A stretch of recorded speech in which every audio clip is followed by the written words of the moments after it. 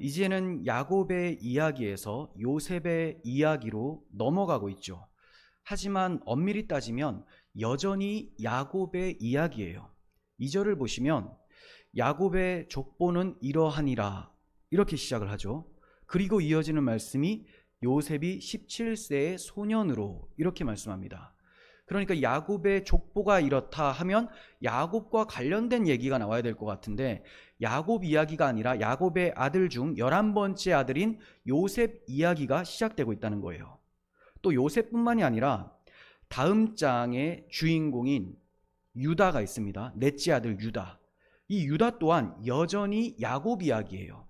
그러니까 우리는 흔히들 요셉 이야기가 나오고 유다 이야기가 나온다, 이제 야곱 이야기는 끝났나 보다 이렇게 생각할 수가 있는데 그게 아니라 야곱 이야기의 연장을 이 두 사람을 통해서 하신다는 거예요.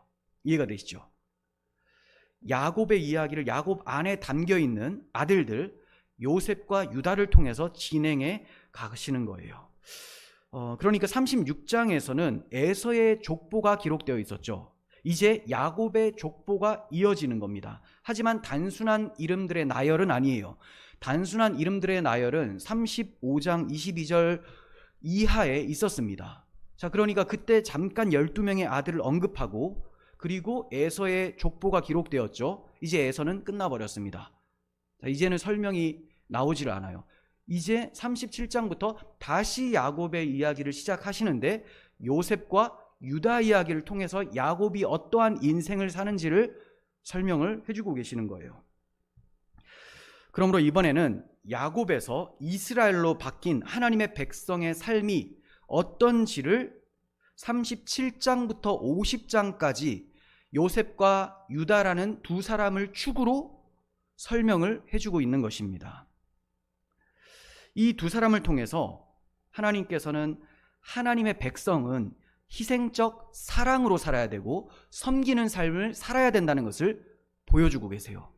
자, 그런데 이것이 그냥 갑자기 하나님이 희생적 사랑을 살아야 된다, 섬겨라 이렇게 말씀하시는 것이 아니라 더 먼저는 하나님의 아들 예수 그리스도께서 우리를 위하여 희생적 사랑을 베풀어 주셨고 제자들의 발을 씻겨 주시면서 섬김의 삶을 살아 주셨으니 이제 그의 피로, 그 사랑으로 구원받은 우리들은 예수님과 같이 희생적 사랑과 섬김으로 살아가야 된다, 이것을 보여주는 것이 37장에서 50장의 이야기라는 거예요. 이해가 되시죠? 그러니까 야곱의 삶은 이제 더 이상 야곱이 아닙니다. 이스라엘이에요. 이스라엘은 하나님으로 인해서 승리한 사람이잖아요. 자, 그러니까 예수 그리스도의 십자가 사랑으로 승리한 사람들은 그리스도의 삶처럼 살아가게 된다라는 것을 37장에서 50장까지 요셉과 유다를 통해서 보여주고 있는 것입니다. 자, 이러한 구조를 알고 계셔야지만 이후에 나오는 내용들을 하나님의 백성 관점으로, 하나님의 경륜의 관점으로 보실 수가 있는 거예요. 자, 그리고 희생적 사랑으로 섬기는 자가 바로 하나님이 보실 때에 큰 자라는 것을 야곱에게 가르쳐 주시는 것이 37장부터 50장까지 내용입니다. 다시 말씀드립니다. 하나님이 보실 때 큰 자는 어떤 자냐? 희생적 사랑으로 섬기는 자, 이 사람이 진짜 큰 자다라는 것을 야곱에게 가르쳐 주시는 거예요. 왜 야곱에게 가르쳐 주실까요? 야곱이 어머니 태중에 있을 때 하나님께 복을 받았습니다. 그 복을 말씀하실 때 내용이, 자, 창세기 25장 23절입니다. 두 민족이 내 복 중에서부터 나누이리라. 이 족속이 저 족속보다 강하겠고 큰 자가 어린 자를 섬길 것이다. 자, 이런 말씀을 받았습니다. 여기서 일단 해석을, 큰 자는 형 에서죠. 그리고 작은 자는 동생 야곱이에요. 그러니까 에서가 야곱을 섬기게 될 것이다, 이런 표현이에요. 자, 그렇게 되면 작은 자로 태어났는데, 야곱은 작은 자로 태어났는데 섬김을 받으니 그가 큰 자가 되겠죠. 그렇죠?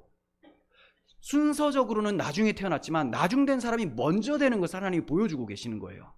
자, 그렇게 에서로부터 섬김을 받는 야곱, 나중에 태어났지만 먼저 돼서 장자의 명분을 받아 하나님께 복을 받아 누리는 야곱의 삶은 어떠해야 되는지를 하나님이 37장부터 50장까지 말씀해 주신 겁니다. 쉽게 말해 세상 사람들이 볼 때 큰 자는 자기보다 약한 자를 막 짓밟고 군림하는 이런 사람으로 생각하잖아요. 그게 내가 큰 자다 이렇게 인식을 한다는 거죠. 하지만 하나님 보실 때 큰 자는 예수님이 큰 자라는 거예요. 그럼 예수님이 어떻게 사셨나? 자기를 희생하고 낮아지셔서 섬겨주셨죠. 이것이 바로 하나님 앞에서 큰 자의 삶이고 야곱의 삶이 바로 이러해야 된다라는 것을 보여주시는 거예요. 하나님께서는 야곱이 이렇게 살았기 때문에 큰 자라고 말씀해 주신 것이 아니라 야곱은 스스로 세속적으로 생각하는 그 큰 자가 되려고 열심히 노력했던 사람이에요. 그렇죠? 치열하게 싸웠습니다. 그런데 예수님께서 야복나루에 나타나셔서 환도뼈를 치시고 그게 큰 자가 아니야. 쩔뚝쩔뚝거리면서 하나님만 의지하고 이제 모든 것을 사람들에게 내어주며 헌신하며 사랑 베푸는 사람이 진짜 큰 자야. 근데 이름을 받을 때까지만 해도 야곱이 이 의미를 정확하게 몰라요. 내가 죽어야지 하나님이 복을 주시는구나. 여기까지는 깨달았어요. 하나님 앞에 내 힘을 자랑했더니 내가 죽는 거구나. 내가 하나님 살려주세요, 복 주세요 했더니 진짜 복이 임하는 거구나. 주 앞에서 낮추라 그리하면 주께서 높이신다라는 것은 알았습니다. 자, 이제는 어떻게 그가 큰 자로서 살아가야 되는지, 이웃을 어떻게 대해야 되는지를 잘 모르고 있어요. 자, 그런데 그것을 누구를 통해 가르쳐 주시느냐? 37장과 50장을 통해서 요셉과 유다가 굉장히 헌신적인 모습이 나와요. 희생하는 모습이 나옵니다.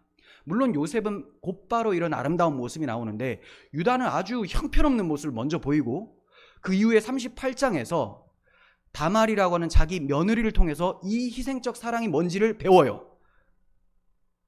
다음 주에 안 하려고 했는데 해야 될 것 같아요. 이게 좀 중요한 내용이라서.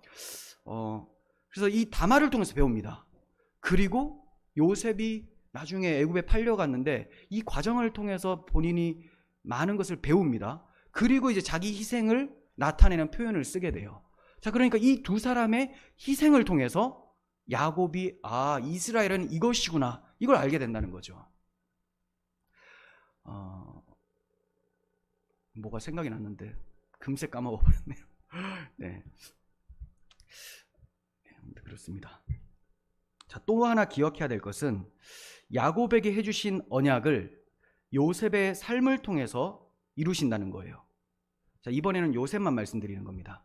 야곱에게 해주신 언약이 있는데 그 언약을 요셉의 삶까지 통틀어서 하나님이 이루신다는 겁니다. 야곱 때에 이루어지는 것이 아니라 요셉 때에 가서 이루어진다는 거죠. 그러니까 야곱과 요셉 두 사람이 하나님의 언약을 성취하는데 투입이 되어지는 겁니다. 하나의 언약을 주시고 야곱에게 언약을 주셔놓고 요셉에게 가서 성취시킴으로 이 두 사람이 하나다라는 것을 보여주시는 거예요. 자, 그러면 그 언약이 뭐냐? 창세기 27장 29절 보시면 이삭에게 받은 축복이에요. 아버지 이삭으로부터 야곱이 복을 받는데 만민이 너를 섬기고 열국이 내게 굴복하리니 내가 형제들의 주가 되고 내 어머니의 아들들이 내게 굴복하며 너를 저주하는 자는 저주를 받고 너를 축복하는 자는 복을 받기를 원하노라 라고 합니다.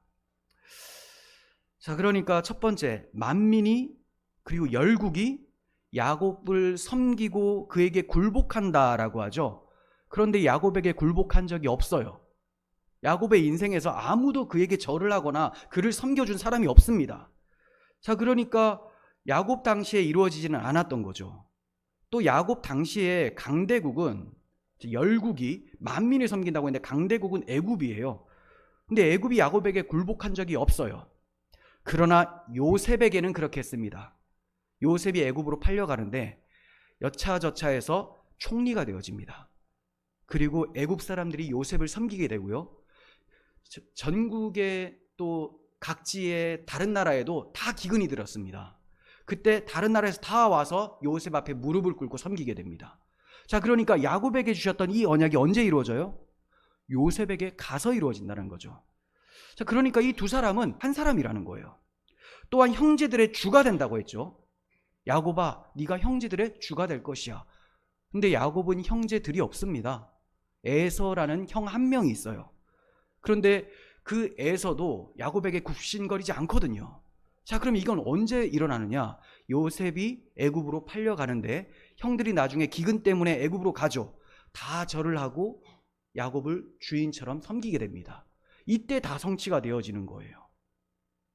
그러므로 야곱과 요셉 두 사람을 통해서 야곱 언약을 성취하시는 하나님의 주권과 성실하심을 보여주고 있는 거예요. 그러니 요셉 이야기는 그의 개인적인 삶이 아니라 야곱과 요셉 두 사람, 다르게 말하면 이스라엘의 모습, 언약 백성의 대표적인 삶이 무엇인지를 보여주는 사람으로 등장을 하고 있는 거예요. 그래서 야곱의 족보는 이러하니라 하면서 요셉 이야기가 펼쳐지는 것이죠.